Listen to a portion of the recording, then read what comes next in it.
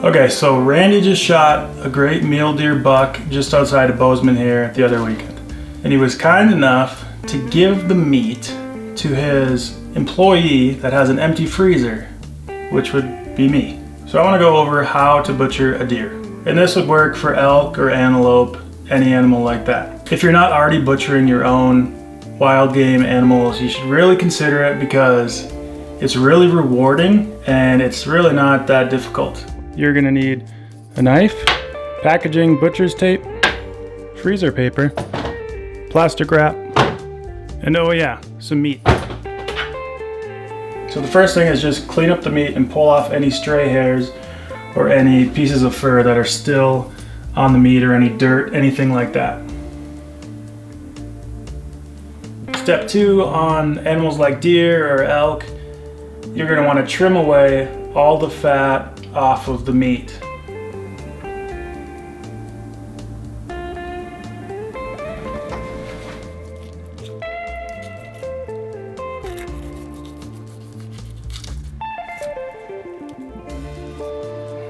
So step 3, you're gonna start actually cutting into the meat.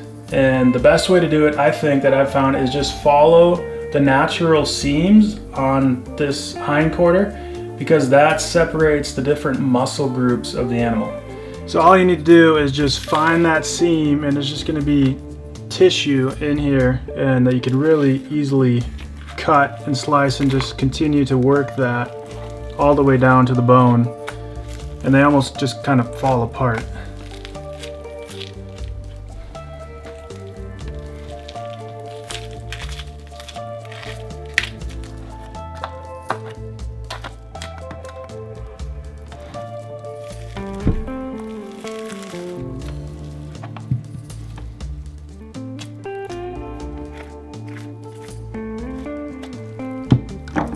Alright, so there we've got one giant roast that I'll cut into probably 3 big roasts and package those separately. Just trim that off the bone there.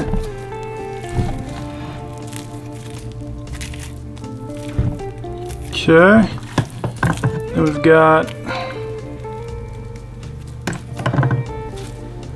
got what I believe is called the sirloin. Oh, I nicked it. Come on, man. This is just such a great piece of meat. I'll trim that up before I seal it up and put it in the freezer. Now that I've got it cut up, I've got the sirloin. I have whatever that's called, little roast guy. This, I believe, is called the top round or bottom round. I don't know, you tell me.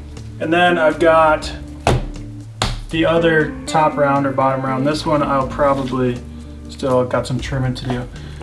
So then I've got these other pieces that I'm still trimming up that I'm gonna make into burger. I'm just gonna throw them in the grind pile. You also can use these shanks for roasts. A lot of people do that. So you've cleaned your meat, you've trimmed the fat away, and now you've separated it according to the seams. And you can cut these into steaks now if you want to, or keep them bigger. I like to just cut them into portions that would be appropriate for my wife and I to eat for dinner. So just like kind of dinner ready portions. Okay. Probably right there. If you have a huge family, you might, want to leave that thing whole.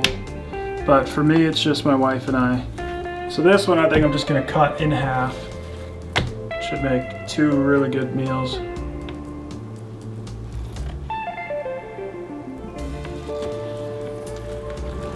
I mean, look at that. That just looks delicious. Then you're gonna use your plastic wrap, wrap these pieces of meat up as tight as you can. Try to get all the air out.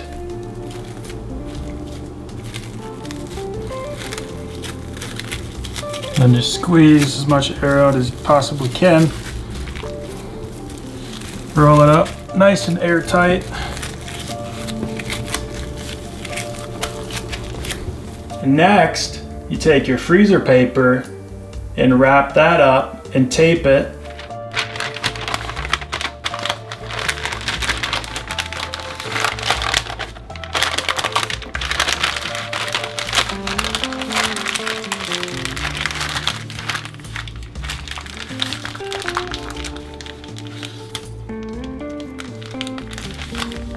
Last step, label your meat and throw it in the freezer, and it'll be good to go whenever you're ready to make a meal.